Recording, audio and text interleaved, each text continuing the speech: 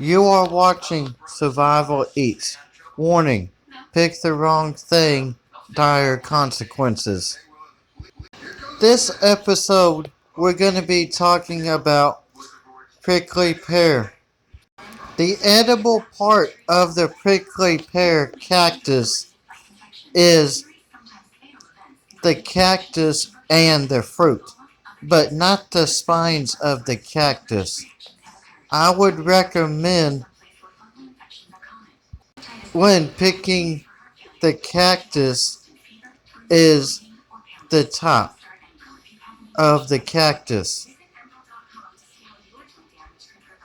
In order to pick the cactus, I would use a knife, maybe a pair of tongs or something you can use as a improvised tongs, such as two sticks or something like that.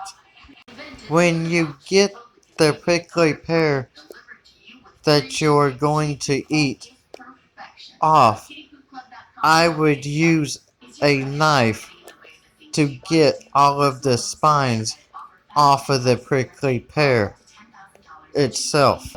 You may have to burn the rest off that you can't get off with the knife to make sure that you don't stick yourself in the mouth when eating it. You can also use the prickly pear cactus that you harvest, turn it into a container that you can use to boil some water in. Now, you don't have to have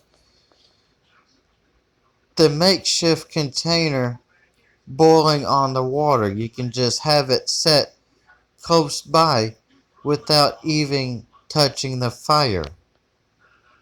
You gotta make sure you clean the inside out. So you gotta hollow out the inside. You got to hollow it out slow. If you don't, you can puncture a hole in it where your water would leak out, and that would actually make you dehydrated. I've had cactus before and it tastes pretty good. Now, the prickly pear fruit, I don't really know how it tastes because I've never had it. In order to prepare prickly pear fruit, you gotta make sure you get all of the spines off of it. Now, here's somebody that could tell you a little bit about their prickly pear cactus. December right now, and if you can tell back here behind me, we've got lots of prickly pear cactus. If you've been here to the state, you know that we have plenty of this stuff, and this is literally the food and fruit of Texas. Prickly pear cactus, here about December, January, we have all this fruit being produced, and this stuff is full of sugar. In a survival situation, this is definitely what you want to find, and if you've visited the state, you know that we make all kinds of jellies and jams off of them. Now the fruit's what we're after today. The big pears, the green pears right here, you can fry those up. Those are a food source. But today we're just going to look at the purple fruits. And they are very edible and full of sugar, full of calories. Now you can't just go and pick these things and grab them up. Now, if you can notice right there that those little dots, those protrusions, actually have dozens, if not hundreds, of microscopic spines. And if you go grabbing onto those things, they're going to get inside your hands. It's going to be painful, and it's going to take days for them to fester up and come out. So you don't just want to go and grab onto these. These days, we use technology. We use what's called a pear burner. And what we're going to do is go ahead and burn off all of those little bitty spines.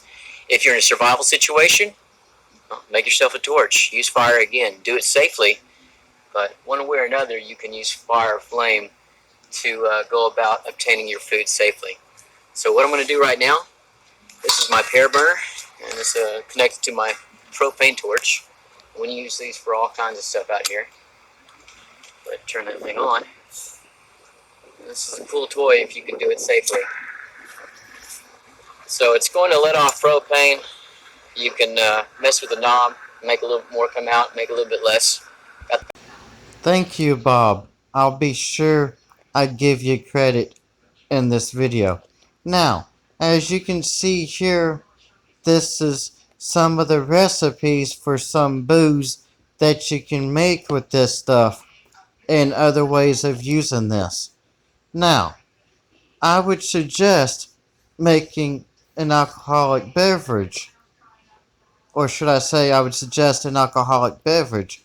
If you don't want a beer, maybe you can use this recipe to make a beverage with this. Now, have a good day, good night, depending on your time zone. Later, guys. This was Cobra signing off. Oh, I'm gonna be having more videos coming out pretty soon. Later, guys. A special thank you to Bob. I'm gonna have his link in the description below.